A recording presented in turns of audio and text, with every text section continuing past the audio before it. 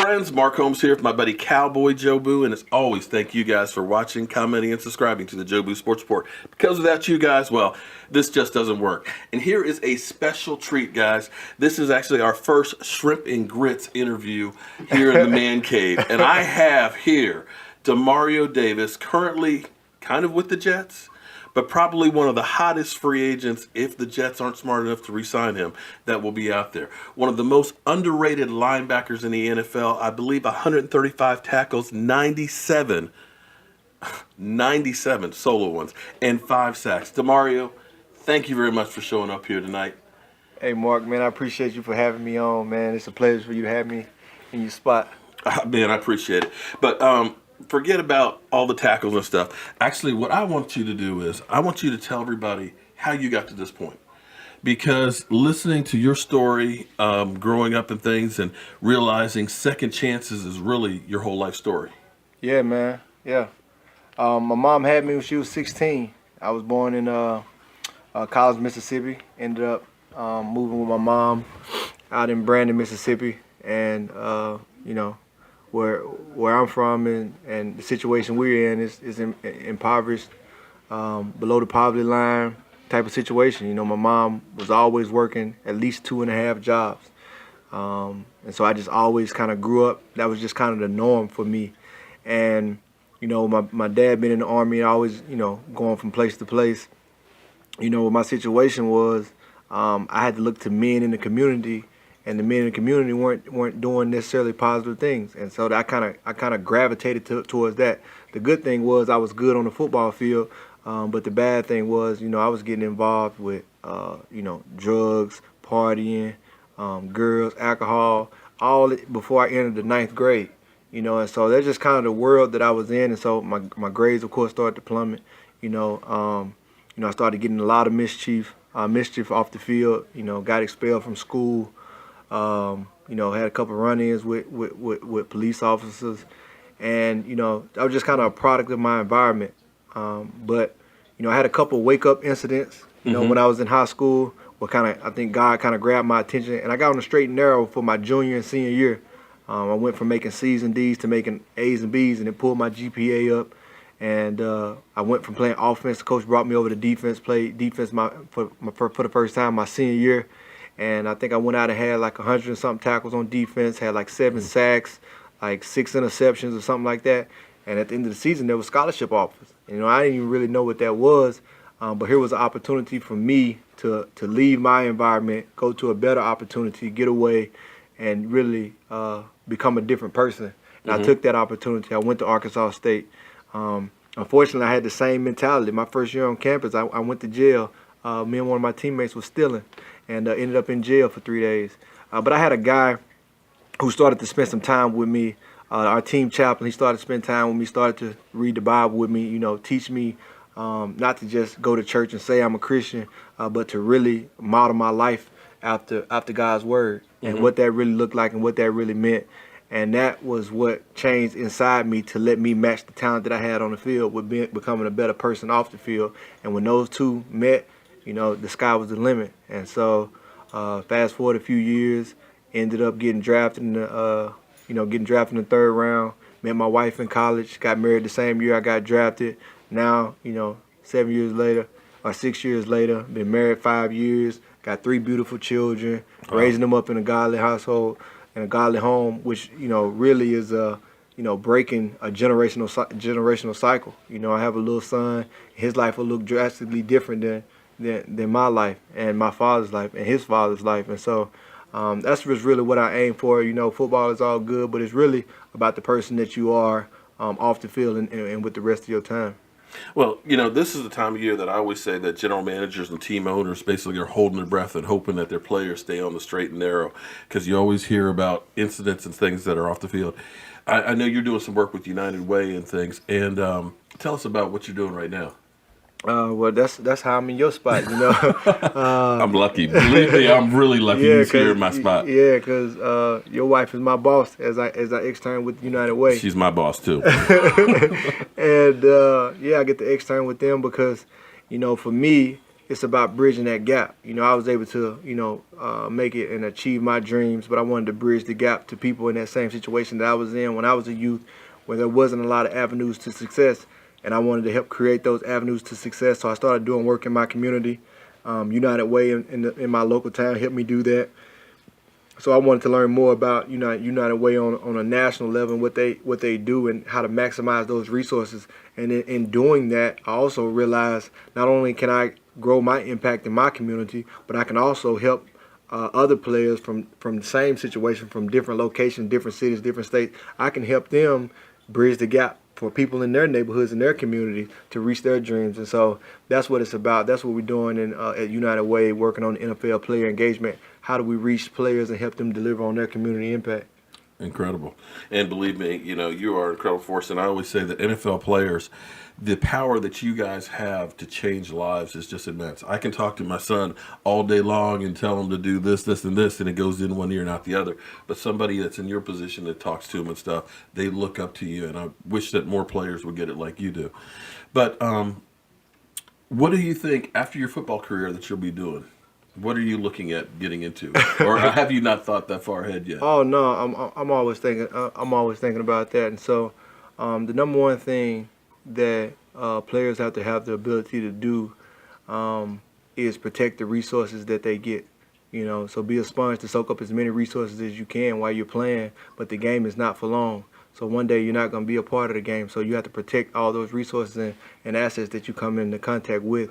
And so I think the bulk of what I do to protect myself and my family is about wealth preservation. Mm-hmm. And so through different investments, learning about long-term real estate investment, learning about private equity, and getting into that space is how, not in the situation where I feel like I need to try to create more wealth, but in a way that I'm just preserving what has been made, that I can pass it down to my children and they can pass it down to their children. And so that's the type of legacy that I want to live. But I think when I'm done playing, because I put myself in a situation financially that I don't have to go right back into the workforce, I think the main thing for me is about raising my kids, my 3 kids. So probably for 10 to 15 years, I'm just going to spend time devoted on my children so I can make sure not only that I can teach them how to manage the resources that I'm going to hand to them, but I can also make sure that they're the right type of people to know how to handle that on their own. Where I don't have to tell them step by step what to do. They can take it and come up with innovative ways on their own to use their brain and not have to necessarily use their body like I have to become, to aspire to new levels. That's incredible. So now here's the question I always ask former NFL players or current players and stuff is, what is the one hit that you remember most? I got a lot of them. Probably. What you want, college or NFL? Best hit that you ever remember? Oh man, I think it'd be a couple. It'd be a couple. One was in college. We were playing Middle Tennessee. They were our rival at the time. Big game, a big moment. The running back, I was wearing number 23. The running back was wearing number 23, and he was a little jackrabbit. It was kind of hard to catch him. But one play, he made a play and was running up the sideline, and I came from across the field, and I had a beeline towards him. He was running up the sideline, and where I was coming across the field, it was the perfect point of intersection. And he couldn't cut back. He had one choice, and it was to step out of bounds. He chose not to step out of bounds. He was going to keep trying to go and beat me up the sideline. Well, I caught him and knocked him from the point that I made contact, knocked him clean into the bench. Several of my teammates had to jump to avoid him flying into our sideline. And I think you can find that one somewhere online in one of the highlights. I'm going to find that one. Okay. And probably the next one this past season, I was playing one of my former teammates, Chris Ivory, and he took a handoff on a stretch play, and he was going to bounce outside, and I had the outside responsibility. And instead of going into the middle, he chose to bounce outside, and at the same time he chose to bounce outside, I was just not coming around the outside edge. And it's just one of them hits where you caught him in the sweet spot, whole crowd jumped up, it ignited the team, and that momentum was able to carry us on to a win. And so like those are the type of game-changing plays that you want to make. When you lay a hit like that, it ignites your team, it demoralizes the other team, and it changes the dynamic of the game, and that's the type of hits you want. Well, you're already knee-deep in working out for next season and stuff. And fortunately, you've come through the season pretty much unscathed. But after your year in Cleveland, you kind of had a few injuries and things like that. I don't think you've actually missed any games with the Jets. Am I correct on that? Correct, correct.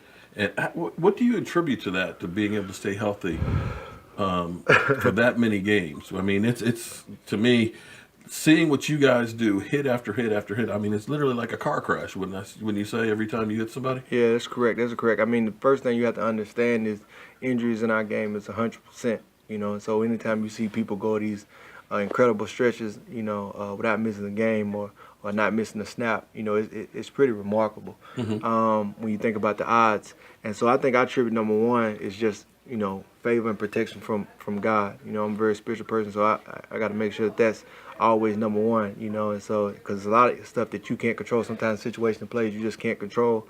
But I think a lot of it too is body maintenance. I done a lot of reading up and studying on ways to take care of my body. But I've also had a tremendous amount of vets that I played with, whether it was Calvin Pace, whether it was David Harris, whether it was Bart Scott, whether it was Ed Reed, whether it was the Landry brothers. I played with a lot of good vets who did a lot of good things, whether it was the way they worked out, whether it was the way they used the tubs, whether it was the way they treated their body, whether it was the way they massaged, whether it was the way they did acupuncture. And so I just try to take little bits and pieces and learn, what it takes to take care of my body. I try to invest somewhere between it takes really a tremendous investment from a financial standpoint to really stay at the top of your game. And so I try to make that investment, each and every year into my body. But it's also, diet and the way that you eat as you get older. Your diet plays a tremendous part. Okay, the diet tonight probably didn't help any with the shrimp and grits and all that. No, that was tasty, man. Sometimes you got to treat the body. Yeah. Well, I saw you were working down with Ed Reed too a couple weeks ago, weren't you? Mm-hmm. So yeah, he's like a huge mentor of mine, and just not only was he he's a future Hall of Famer and probably the greatest safety and one of the best defensive players that ever played a game. But what allowed him to be that is his mind. He has a tremendous mind, and so I'm always on the phone with him, talking to him. But also this year I was able to get a little time away and just go down and spend a few days with him. And we spent a lot of time in the film room. And it was really just understanding the way that he broke down teams, his process, what worked for him. And I just was able to glean a lot of information, for him, so that I can, find different ways to make a lot of plays. I mean, right now, up to this point, I've made a lot of plays in the run game, and I've made a lot of plays in the blitzing game. But it's always about trying to find that next level. And, from my standpoint, that's why I say, people haven't even seen the best of it was just to come. Because the changes I'm about to make in the passing game, applying a lot of the things that he used, is just really going to take my game to the next level, I feel.